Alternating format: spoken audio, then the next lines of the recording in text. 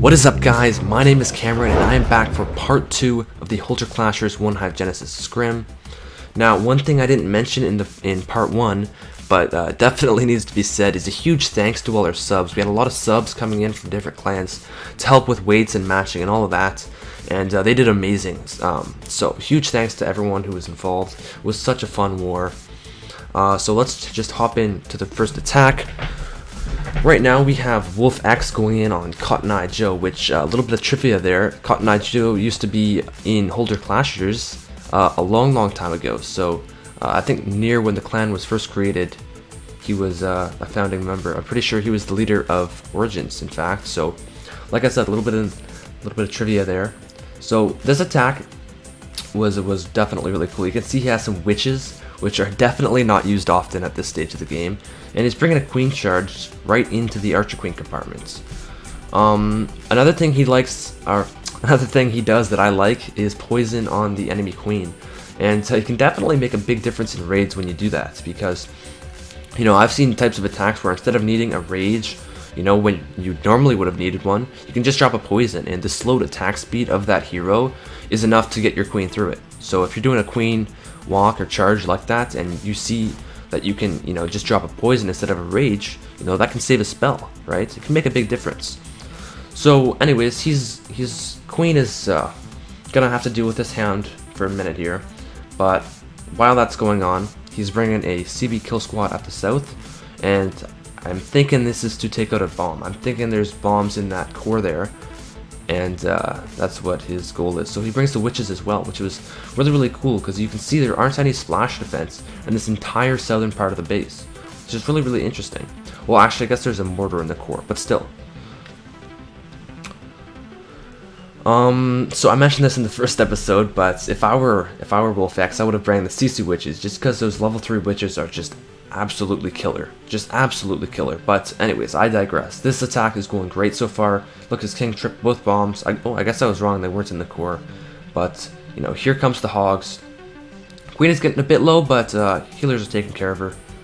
And these hogs are just going to path through the rest of the base untouched. I'm pretty sure all the bombs have been tripped, although there might be a couple more singles.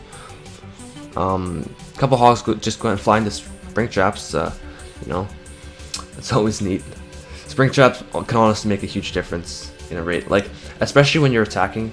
In our most recent war, at least, spring traps. There was this one base that just kept defending somehow, and I think part of the reason was definitely due to spring traps. So you can see right here, I think he's about to swag this heal spell, and yes, he does. Beautiful. Well, he uses it on the hogs, but that's a swag, right? That's a swag.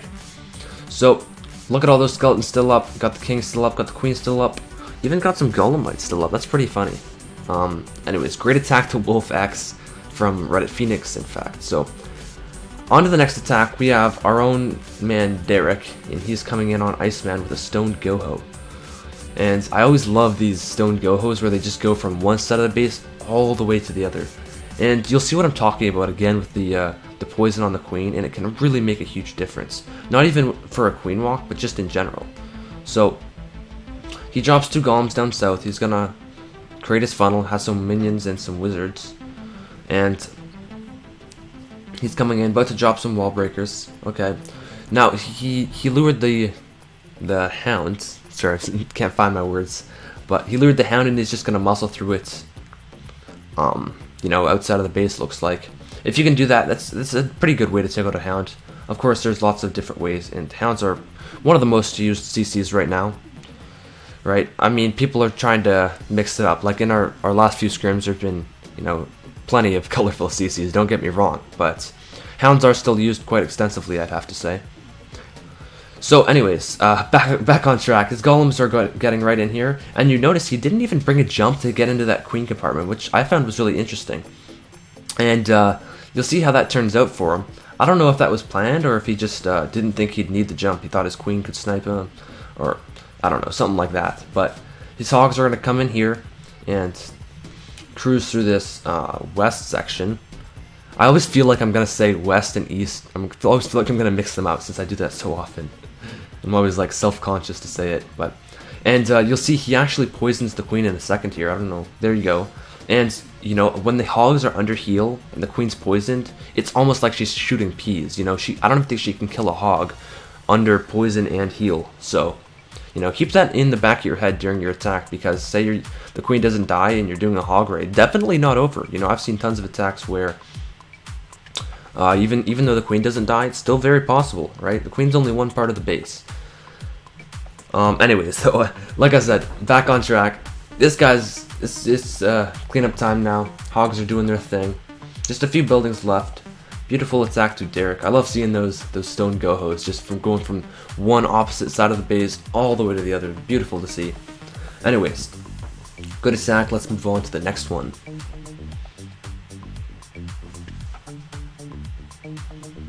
Okay, next up is Derelict coming in on Nano John. I really like this attack. You guys will get to see. So he's bringing looks like a shattered loon. So he's coming with 2 golems of his own and creating a funnel right now. But he's going for 2 air defenses and the queen. And looking at this right now, does this look, you know, easy to get 2 air defenses and the queen? Look how far away that archer queen is. Look what angle he's coming from. He only has 2 golems.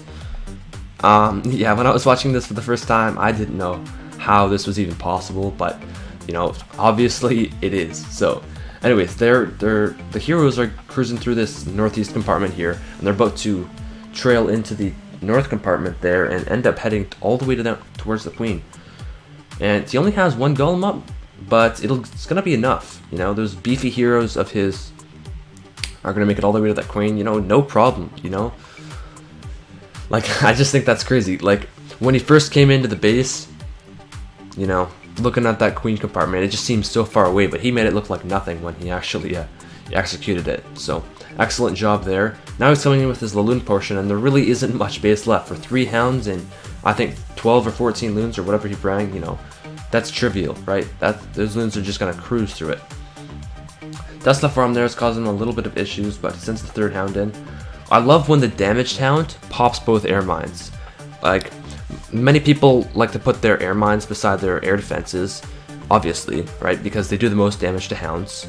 So if you can have one that's like just a sliver of health left, then that air defense goes down and the slivered health one travels to the next air defense. If that one pops both air mines, that's huge value. Not only because you know, both those air mines are essentially going to be wasted, but like the next town that you send into that air defense, if you have another in the bag, is going to be full health. It's going to be alive for quite a while, and your loons are going to have tons of protection. So really worthwhile if you can end up doing that in your loon deployment. So you can see he's actually a little bit close on loons, but he has plenty enough. He lost the lava pops, queen's still up, wizard's still up. He's got this in the bag. So just gonna 2x through the rest of this. Great attack to Derelict again. And yeah, let's move on to the next one.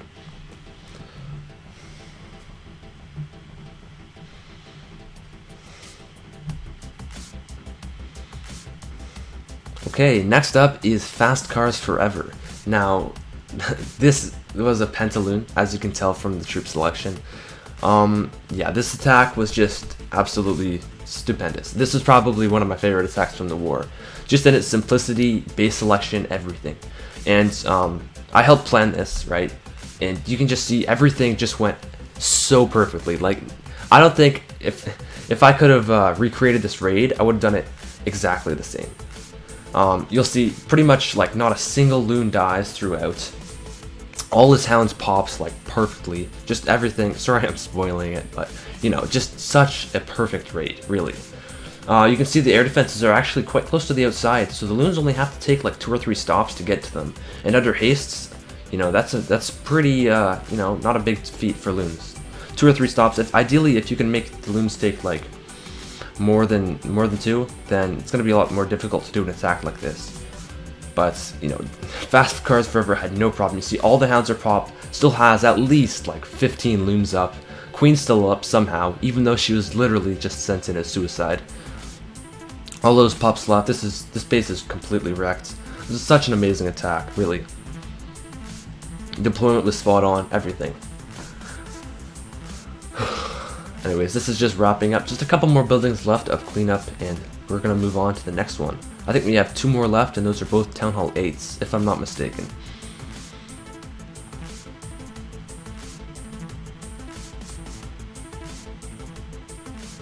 Okay, yes, I was right. Next up, we have Shumi, and he's gonna bring a very nice hog raid. You know, on certain types of bases, especially at Town Hall 8s, if you can disable the double but giant bomb with just, you know, a few hogs, then you're gonna be in good shape. Because obviously at Town Hall 8, you only have 1 bomb, or 1 double bomb, right? So if you can disable that without even needing a golem, especially with the low level defenses of this base, you're gonna absolutely crush it. And that's exactly what Shumi did.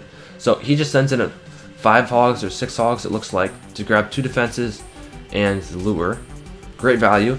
So all these troops are gonna come out, all poisonable directly, right? Just gonna drop 1 poison. Even got a skeleton trap as well, which is awesome. Huge value for those hogs. Don't know what he's waiting for. There he goes.